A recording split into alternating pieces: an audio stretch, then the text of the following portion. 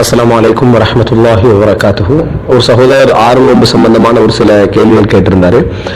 அந்த கேள்விகளை நான் சொல்லாமல் அந்த ஆறு நோன்பு சம்பந்தமாக சுருக்கமாக நான் சொன்னால் அந்த கேள்விகளுக்கெல்லாம் பதிலாக அமையும் நினைக்கிறேன். முதலாவதாக இந்த ரமலானை தொடர்ந்து ஷவ்வாலுடைய முதலாவது நாள் பெருநாள், அதற்கு அடுத்து வரக்கூடிய அந்த 6 நாட்களில் யார் நோன்பு பிடிக்கிறாங்களோ, அதாவது வரக்கூடிய ஷவ்வால் மாதத்தில் 6 நாட்கள் யார் நோன்பு பிடிக்கிறாரோ அவங்க கணக்கு சுயாமித்தகர் காலம் முழுதும் நோன்பு பிடித்தது போல் அல்லது வருடம் முழுதும் நோன்பு பிடித்தது போல ஆகிவிடும் என்று வரக்கூடிய செய்தி சஹீஹ் முஸ்லிம்ல அபூ அய்யூப் அன்சாரி ரலியல்லாஹு அன்ஹு சம்பந்தமாக வரக்கூடிய ஒரு செய்தி. இந்த செய்தி எப்படி வருதுன்னா, மன் ஸாம ரமலான ஸும்ம அத்பஅஹு சித்தம் மின் ஷவ்வால் கான கஸியாமித்தஹர், யார் ரமலானில் நோன்பு நோற்று பின்னர் ஷவ்வாலில் 6 தொடர்கிறாரோ, அதாவது ஷவ்வாலில் 6 ரமலானை தொடர்ந்து தொடர்கிறாரோ அவர் வருடம் முழுதாக அல்லது காலம் முழுது நோன்பு பிடித்ததற்கு சமம் என்று வரக்கூடிய ஒரு செய்தி. அப்ப இந்த செய்தியிலிருந்து நம்ம விளங்கிக் கொள்ற விஷயம் என்னன்னு சொன்னால், ஷவ்வால் மாதத்தில் 6 நோன்பு பிடிக்கணும், அது ரமலானை தொடர்ந்து அந்த நோன்பு என்ன செய்யணும், பிடிபட வேண்டும் அப்படி என்று விளங்குது. அப்படின்னா அது துல்காதாவுக்கோ துல்ஹிஜ்ஜாவுக்கோ என்ன செய்யக்கூடாது, போகக்கூடாது. ஷவ்வாலே நம்ம என்ன செய்யணும், அந்த நோன்பு பிடிக்க வேண்டும். ஆனா இதுல என்ன முக்கியமான விஷயம்னு சொன்னால், இதுல சில அறிஞர்களால் இந்த ஹதீஸ் விமர்சிக்கப்பட்டது. மாலிக் ரஹ்மத்துல்லாஹி அவர்கள் சொன்னாங்க, நான் மதீனாவாசியில் இந்த நோன்பு பிடிக்கிறத காணல அப்படின்னு சொன்னாங்க. ஒரு சில அறிஞர்கள் இந்த செய்தியில் வரக்கூடிய சாத் இப்னு ஸஈத் என்பவரை பலகீனம் அப்படின்னு சொன்னாங்க. இதுபோல சில அறிஞர்கள் இந்த செய்தியை மறுத்திருக்கிறார்கள், இது பலகீனமான செய்தி என்று சொல்லிக்கிறாங்க, இது குளறுபடி உள்ள செய்தின்னு சொல்லிக்கிறாங்க. ஆனால் அல்லாஹு ஆலம், சஹீஹ் முஸ்லிம்ல வரக்கூடிய ஆதாரபூர்வமான செய்தி என்ற அந்த வாதம் தான் வலுவான வாதம். மற்ற வாதங்களை பொறுத்த வரைக்கும் மிக பலகீனமான வாதம் என்று சொல்வதுதான் பொருத்தமானது. இரண்டாவது அம்சம் என்னன்னு சொன்னால், இதை தொடர்ந்து பிடிக்கிறதா, தொடர்ந்து 6 பிடிக்கணும் என்ற எந்த கடமையும் இல்லை. ரமலானை தொடர்ந்து 6 பிடிக்க வேண்டும் என்ற எந்த கடமையும் இல்லை. ஆனால் ஒருவர் தொடர்ந்து பிடித்தால் அது தவறும் கிடையாது. ஒரு ஆள் தொடர்ந்து 6 நோன்பு பிடிச்சாருன்னு சொன்னால் அது தவறும் கிடையாது. ஏன்னா அந்த 6ஐ அவர் தொடர்ந்து பிடிக்கிறதுனால அவசரமாக அவர் அந்த நோன்பை பிடிக்கிறதுக்கான வாய்ப்பு என்ன செய்யுது, அமையுது.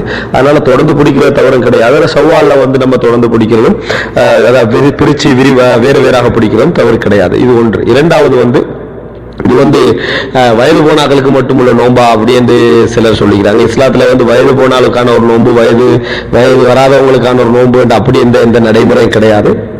இது எல்லோருக்கும் இந்த சிறப்பு உள்ள ஒரு நோன்பு, தவறான ஒரு அடிப்படை. அடுத்ததாக இந்த 6 நோன்பு பெருநாள் கொண்டாடுவாங்க. நோன்பு பெருநாள், அடுத்து 6 நோன்பு பெருநாள். இது ஒரு பிதாத்தான நடைமுறை. இதுக்கு ஒரு பெருநாள் என்னது இஸ்லாம் எங்களுக்கு சொல்லவே, இது சாதாரணமாக ஏனைய நோன்பு சுன்னத்தான நோன்புகளை போன்ற ஒரு நோன்பு என்பதை நம்ம புரிந்து கொள்ள வேண்டும். அடுத்ததாக நான்காவதாக, கடமையானவர்கள் என்ன செய்யறது, ஏற்கனவே ரமலான நோன்பு விட்டவங்க இருப்பாங்க. இப்போ அவங்களுக்கு கலா இருக்குது, கடமையான நோன்பு இருக்குது. அவங்க 6 நோன்பு பிடிச்சிட்டு கலாவை செய்யறதா, கலாவை செஞ்சுட்டு 6 நோன்பு பிடிக்கிறதா என்றால் இந்த ஹதீஸ்லயே அதுக்கு பதில் இருக்கு.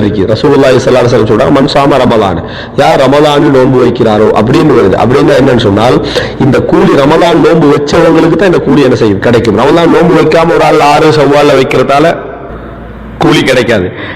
ரமலானை தொடர்ந்து பிடிக்கிற நேரத்துல தான் மன் ஸாம ரமலான சும்ம அத்பஅஹு சித்தம் மின் ஷவ்வால். அப்ப ரமலான்ல ரமலானுடைய நோன்பு பிடிக்காம ஒரு ஆள் பிடிச்சாலும் கூலி இல்லை. ரமலான்ல ஒரு 4-5 நோன்புகள் விடப்பட்டிருந்தீங்களே, அந்த நோன்பை கதா செய்யாமல் அவர் முழுமையாக ரமலானை பிடிச்சவரே ஆகாது. அவர் சாம ரமலான் என்று சொல்றது சாம பாத ரமலான், ரமலானுடைய ஒரு சிலரை பிடிச்சிக்கிறான்னு அர்த்தம். எனவே கட்டாயம் அவர் என்ன செய்யணும் சொன்னால், ரமலானுடைய அந்த பகுதிகளை அவர் கலா செய்யணும். விடுபட்ட நோன்பை முதலாவது கலா செய்யணும் என்பது இந்த செய்தி சொல்.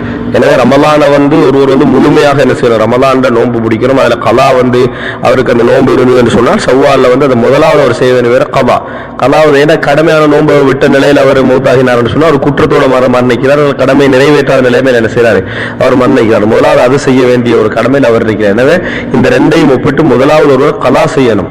அடுத்ததாக இதை கலாவுடைய நோன்புகளை திங்கள் வியாழன் பிடிப்பதனால திங்கள் வியாழன் சுண்ணத்தை நிறைவேற்றின மாதிரியும் கலாவுடைய நோன்பை நிறைவேற்றின மாதிரியும் ஆகுமான்னு கேட்டால் இல்லை. ஏன்னா நோன்பை பொறுத்த வரைக்கும் சுண்ணத்தான நோன்பு வராமல் கலாவுடைய நோன்பு வராமல்.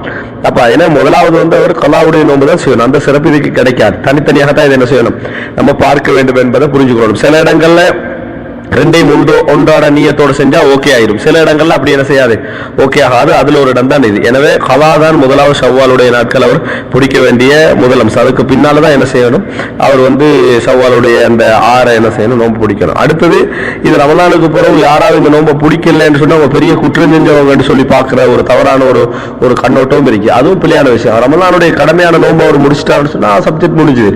அதுக்கு பின்னால விரும்பினால் அவர் ஷவ்வால் நோன்பை பிடிக்கலாம். பிடிக்காது விட்டால் அது தவறில்லை. மாலிக் சொல்றது சொல்வது போல மதீனாவாசிகள் யாரும் பிடிக்கிறது காணல் இமாம் மாலிக் அவர் சொல்றாங்க. அப்ப அந்த கால பகுதியில் பெரும்பாலானவங்க என்ன செய்யல, அதை நோன்பு பிடிக்காமலும் இருந்திருக்கிறாங்க. எனவே இது பிடிக்காத விட்டால் ரமலான விட்ட ஒரு குற்றம் போன்ற ஒரு பார்வையில பார்க்கிறது அது மார்க்கத்துல ஒரு தனத்து, அது ஒரு மிதமிஞ்சி போற மாதிரியான ஒரு போக்கு என்பதையும் என்ன செய்யணும், புரிந்து கொள்ள வேண்டும். இந்த அடிப்படையில் ஷவ்வாலுடைய நோன்பை நம்ம புரிந்து கொண்டோம் என்று சொன்னால் அல்லாஹு தஆலா அதற்குரிய கூலியை எங்களுக்கு தர போதுமானவர்.